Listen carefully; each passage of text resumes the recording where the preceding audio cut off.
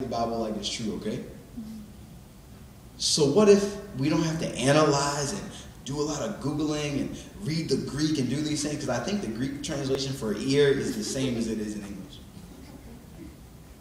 I think what happened is that Peter wanted to respond out of anger, and God showed him a higher way.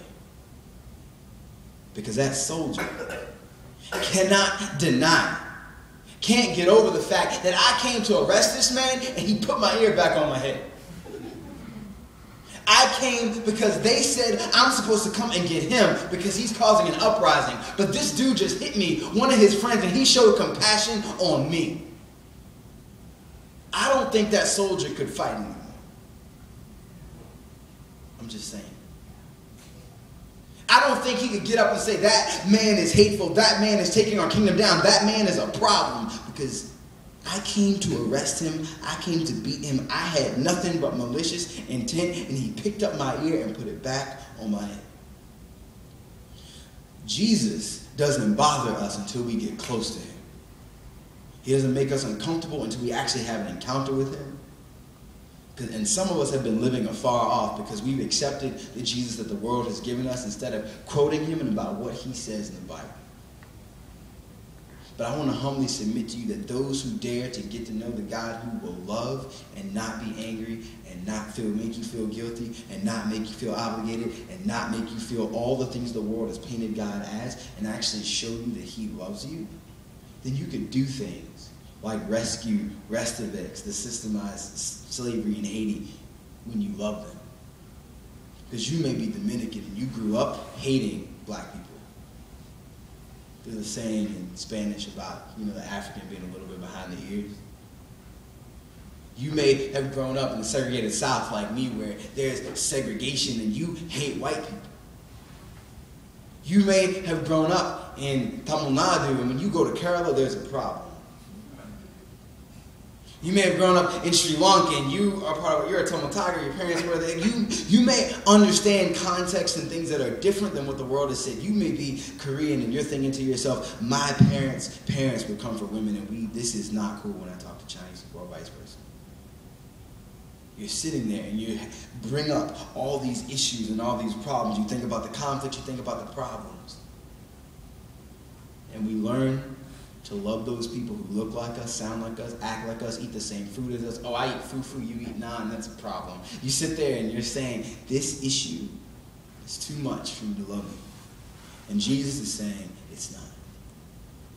Because the only thing that's going to help you get up and train for a half marathon or train for a 5K or just get on the train to walk the race on April 2nd is love. You're not going to get up because you feel guilty. Because it's March 2nd right now, and me making you feel guilty will wear off by about March 15th when your midterms come and spring break is gone. You won't feel obligated anymore because you came to an event, you did a good job, you know about it, you're aware. It may make you angry for a little while, but there'll be the next thing that makes you angry, the next thing that makes you angry. You'll move from the problems in Libya to the problems in Burma to the problems in Tibet. You'll just get angry about things. You may feel ashamed because you didn't know enough, so you just watch YouTube video after YouTube video for the first 20 minutes and all of a sudden you're an expert. But I'm actually asking you to love. Because Jesus didn't just pick up the dude's ear and put it back on his head. But he actually let them take him and let them put him on a cross. He gave up his life that we might have a right relationship with God. I want to humbly submit to you that there's a God who loves you more than you could possibly understand. And that's the reason why I do poetry. It's the reason why Minnow takes photos and sings. It's the reason why Courtney couldn't be here tonight. She was sick. But if she could tell you her story, she would sing a song for you more than conquerors through Christ who strengthens us. We try to explain that the reality that they need is God loving them. Because before the earthquake, they're the poorest country in the Western Hemisphere. After the earthquake, they are too. But what if that was different? Because some students in St. John's decided to run with some students from Columbia and Baruch and City College and NYU and Potsdam and St. Lawrence. And last year we raised $50,000. This year, what if we raised 100? Last year there were 150 runners. What if this year there were 300? What if you said, I'm not going to sit down on this? Because if I can walk back and forth to class every day, I know that the average person in the Central African Republic walks 3 to 5 miles a day to get water. I can run 3 miles and they're going to feed me when I get done. I can do that for them. But it's not going to take anger. It's not going to take obligation. It's not going to take fear. It's not going to take shame. It's actually going to take love. And I want to humbly submit that that love comes from God. It doesn't come from us. He went to the cross because he loves you. And it's not, like I said, it's not the Jesus on the t-shirt that's your homeboy. It's not the Jesus, the little figurine you put on your dashboard to make sure you get to a right destination. It's not the Jesus that's hypocritical. It's not the Jesus that hates fags and hates abortion. You've seen those signs? If you want to read the Bible and figure out what God actually hates, you know what he actually hates? Injustice. He said, I'm the God who hates injustice. I hate it. So what did he do? He didn't get angry. He didn't feel obligated. He didn't feel ashamed. He didn't feel guilty for creating us. What he did, he gave it all up. He laid down his life for us. That's what he did. And that's what our response should be to injustice.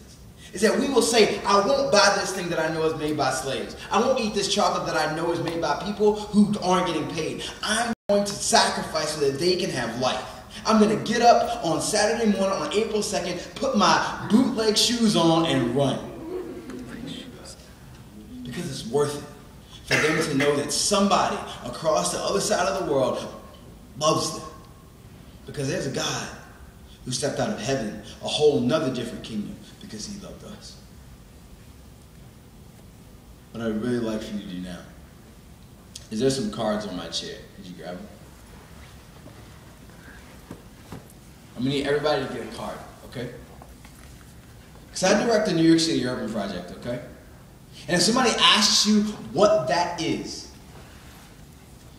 what you can say is you can imagine a tree.